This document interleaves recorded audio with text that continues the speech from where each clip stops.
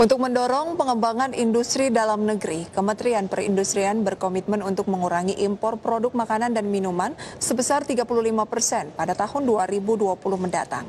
Adapun hingga September 2020, impor industri Mamin mencapai 116 triliun rupiah.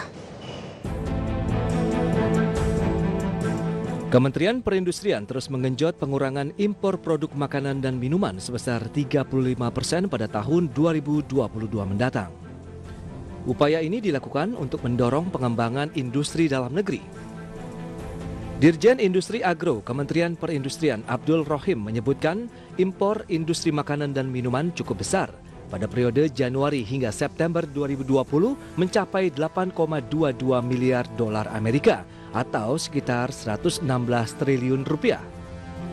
Angka tersebut memiliki kontribusi 9,1% terhadap impor industri pengolahan non-migas yang besarannya mencapai 85,49 miliar atau sekitar 1.210 triliun rupiah.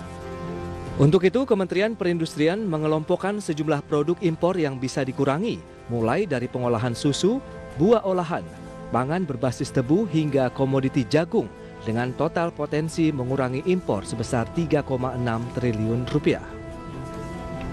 Dengan adanya substitusi impor, diharapkan dapat meningkatkan utilisasi industri dalam negeri yang saat ini sebesar 60% menjadi 75% pada tahun 2021 dan 80% pada tahun 2022 mendatang.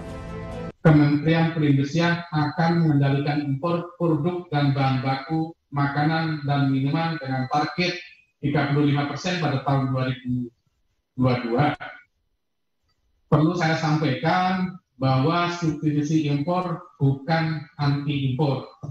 Kalau memang produknya tidak ada di dalam negeri dan dibutuhkan sebagai bahan baku industri, sebagaimana dalam Undang-Undang Nomor 3 2014 tentang perindustrian, bahwa pemerintah menjamin ketersediaan bahan baku, jadi impor masih diperbolehkan.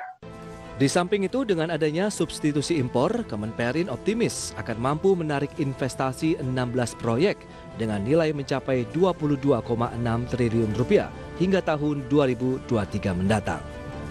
Jakarta, Ade Firmansyah, IDX Channel.